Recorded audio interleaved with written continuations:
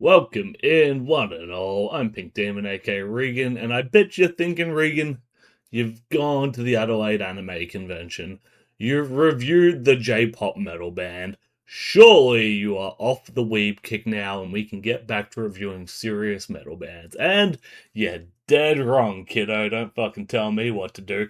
Today we are looking at Dehumanizing Itatrain Worship, who are not actually Japanese, but are Chinese, but are the pioneers of the anime slam subgenre of brutal death metal. Now, if that is one hell of a mindfuck of a sentence, let me elaborate. Slam, as I've said before, is a genre I love dearly, but there is so many just meme slam bands where I guess because you can put whatever lyrics you want in it, because no one can understand the lyrics anyway, you can just kind of slap whatever coat you want on to really sell the band. And because of that, you get a lot of funny joke bands, gimmick bands, meme bands. My personal favorite is Mr. Bigglesworth, which is an Austin Powers themed slam band. But more than one of them have decided to put in some anime sound clips in between their songs and before breakdowns and call themselves Anime Slam. And Dehumanizing Itatrain Worship are widely considered the first to do this. And honestly, when I first heard this band, that's exactly what I wrote them off as, just a meme band. I gave them a little bit of a spin back in the day, and I'm like, yeah, this is fine slam with some funny anime sound bites thrown in. It wasn't really special. And now when I look into them now, I'm like, oh cool, they got a new album out. What are they up to? I'm like, how did this band get to the point of touring and supporting acts like Lorna Shore? Like, last time I checked, this was a joke. So I've gone into them kind of with lowered expectations of like, well, what's this? And boy howdy, have these guys had a glow up. As I started listening to the album, I realized that this is a really, really good slam band. Still just wrapped in a funny gimmick dressing, but boy howdy, they've got so much talent on display in this album. But before we get into it, let's wind it back a bit. I just want to explain the name because I had to look this up, and I'm sure people are going to look at the name and be like, what is a Dehumanizing Itatrain Worship? Have you seen those cars with all the anime girls stick it all over them? If you've been to a convention, you've almost definitely seen one, but if you're not that familiar with anime, you may have still seen one out on the road or out and about. Those are called Itasha, or Itasha, and Itatrain, as you can imagine, is that, but on a train. And apparently the band is named after a clip of some guy who has found an Itatrain of his favorite anime and he's literally on his knees at the train station praising it. And they've seen that and went, wow, cringe, really cringe. Don't, like, ew, gross. What sort of behavior is that in public? And so, in reference to that video, they have dubbed the band Dehumanizing Itatrain Worship, because they thought that guy doing that was pretty subhuman. And look, you know, it's okay to be a fan of things like all the anime and all the Warhammer here, but yeah, probably don't be that embarrassing in public about it. It does make it hard to call yourself an anime fan when people like that exist. But with that out of the way, let's get into the music. What I first noticed and absolutely loved that really made me go like, oh, this is a serious player in the field, is the blending of non-extreme metal and rock genres into the slam sound. Slam rarely crosses over much with other sounds. If they do, it's stuff like hardcore that's pretty adjacent to that like bouncy riff anyway. But on songs like Slamonogatari or the one with 4 kanji as its name, it translated on my end to Pain Ascension. So that's what I'm going to call it. Yeah, it's absolutely phenomenal that like halfway through one of those songs, you get this blistering prog rock guitar solo, and it just merges into it without missing a step, and it is jaw-dropping to hear. It's like halfway through you just accidentally skipped into a Toe Hider song, and then from when it comes in, it kind of keeps up and it flows through into the next track, Brutal Panzer, which is just a smorgasbord of everything they can do. Felt like every 30 seconds in that song I was being impressed by something new. You know, it starts off carrying on that dreamy prog rock with like some keys behind it from the last track, and then switches into some blistering tech death sections that had me thinking, you know, Rings of Saturn back at their peak. And then cut between all these amazing instrumentals of some ripper vocal displays as well. They've got a really talented vocalist who can hit a lot of different styles. And there are a lot of features on this album, as is Slam. I'll get more into that later. But there were songs where I'm like, oh, this definitely has to have a guest vocalist on it. Who's the guest on this? And I check it's one of the tracks with no guests on it. I'm like, oh, wow, their vocalist is just so good. Makes you wonder why they bothered getting guests on the other songs. Now, I think they've done a really good job on this at sticking to their roots. There are still those little bit anime voice lines and kind of J-pop jingles throughout it, but it's kept to a minimum.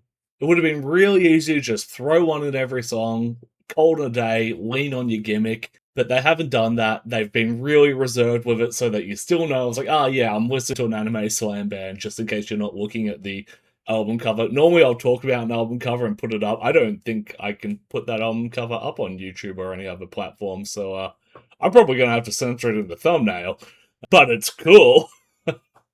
But in case you weren't looking at that, they've got the occasional little soundbite, like, oh yeah, this is anime slam. It's funny like that. But because they're not punishing you with that fact at every opportunity, you can just sit back and be like, no, actually, this is really good slam. This is fantastic brutal death metal. But as I said, I really like how they've worked in other genres and other sounds and really seamlessly put it together, which just creates a really hard contrast and absolute whiplash when you get to the song Utsushio, which is a absolutely lovely piano track about 2/3 of the way through the album, and hitting that is like hitting a brick wall at 100 k's an hour.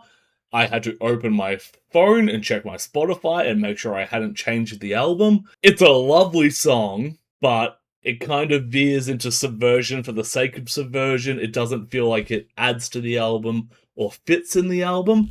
Yeah, I don't know why it's there. I feel like if they made more of an effort to blend it into either the song beforehand or the song afterwards, it might have a bit more reason to be there, like it's an extended intro track to Yomi, but it doesn't really fit like that, and it's just too long. It just feels like a song out of place. A very nice song out of place, but still loses points for being out of place.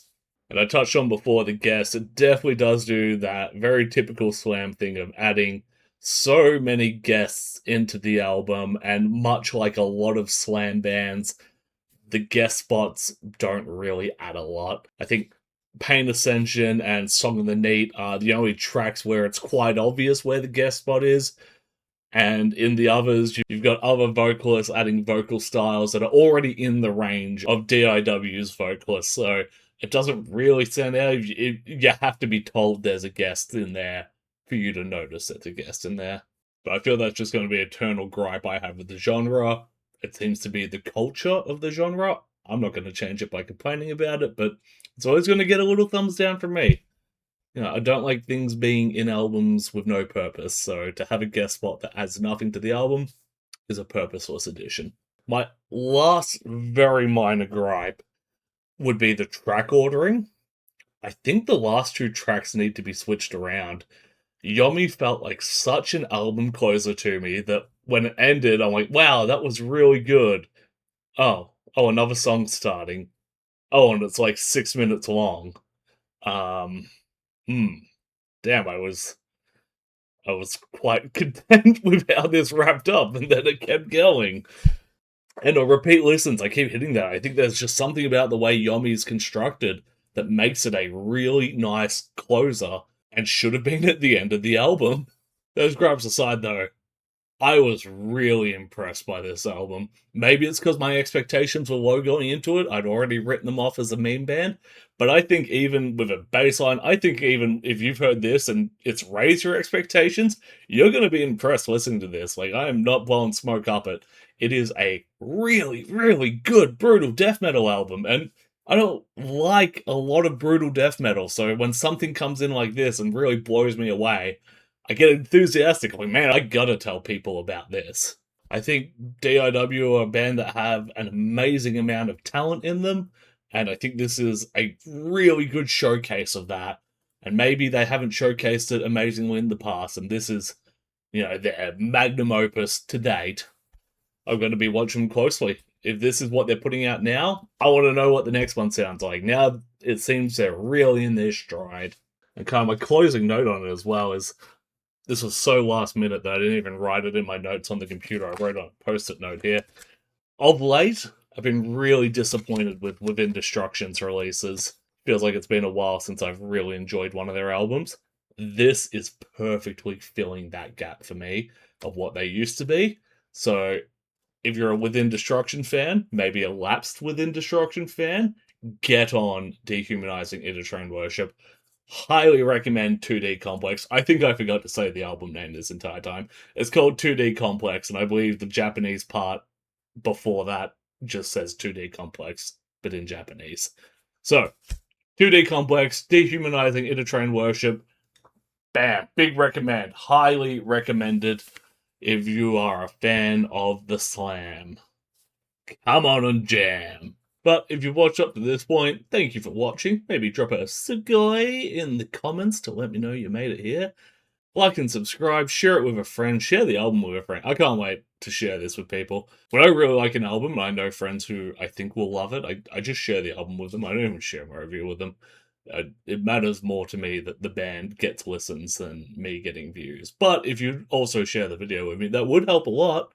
Either way, until next time, enjoy good music, enjoy your life, keep safe, keep well, peace out.